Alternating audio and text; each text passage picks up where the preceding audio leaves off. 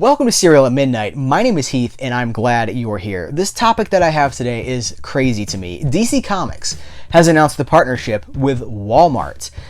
They're going to be bringing 4 monthly 100-page giant comic books to Walmart shelves exclusively.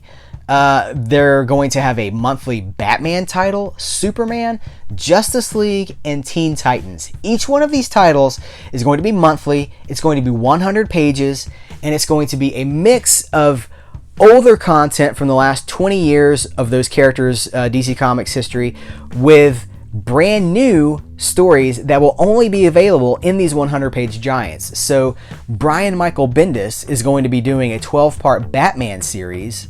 Tom King is going to be partnering with the artist Andy Kubert on a Superman 12-part story.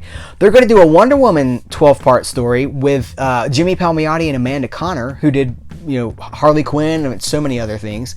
This is so interesting to me because we were all kind of waiting for word about the DC, Warner Brothers, whatever, streaming service that was going to have TV shows and maybe some comics on it. And here comes something that's not digital at all. It's a store exclusive, and you can only get these titles in Walmart. I gotta say, it's bold for $20 a month is what we're talking about. 400 pages of story that mixes older content with new stories. That's appealing to me. As a comic book fan who does not, I don't really get to the comic book stores these days because of the price, because of the frequency of the shipping. I mean, the average comic book now is about $4. So $3.99 is roughly the average asking price. And so many of these books now are shipping twice a month. That adds up. Meanwhile, DC is talking about this thing with Walmart, where it'll be 100 pages of story for $4.99. And it's kind of like a greatest hits of these characters. So if you're trying to grow the comics industry, because let's face it, as I've talked about in other videos, the comics industry is shrinking. Fewer people are reading comics than they ever have before. And I've also talked about how it's kind of become an inverted pyramid, where there used to be this wide base of titles and a wide fan base that got, the people at the top were not supporting the whole thing. Now it's an inverted pyramid. You have very few a very small group of people supporting this massive amount of titles. I'm talking about hundreds of titles every single month.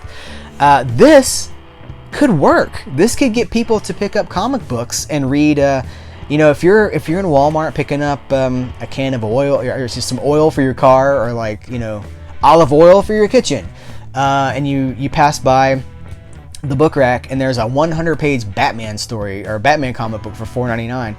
That's tempting, and it's putting older content that was successful, like I know they're going to have in I think it's in the Batman one, or maybe it's the Justice League one.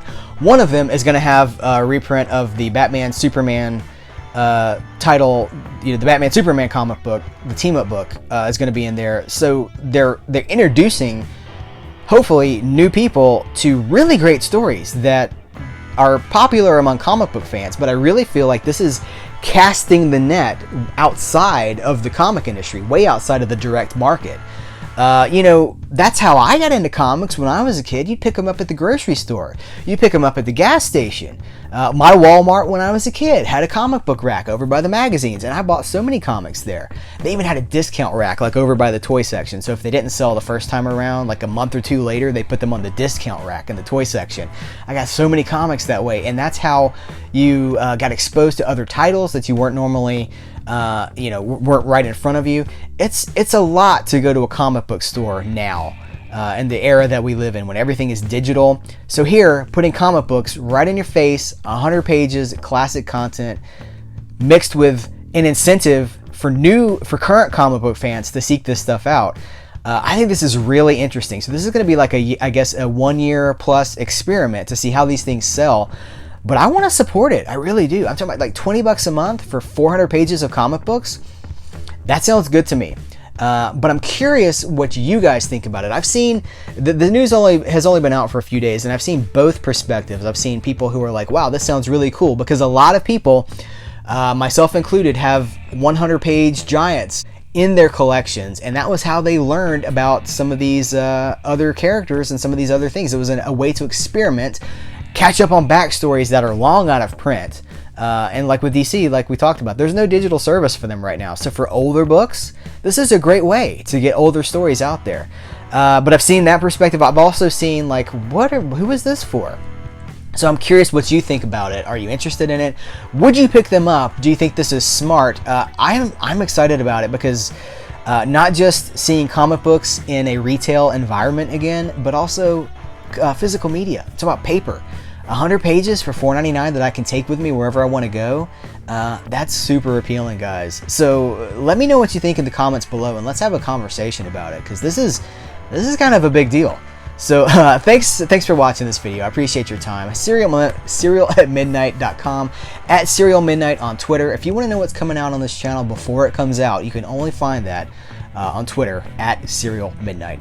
Thank you so much again for your time. I appreciate you, and I will catch you later.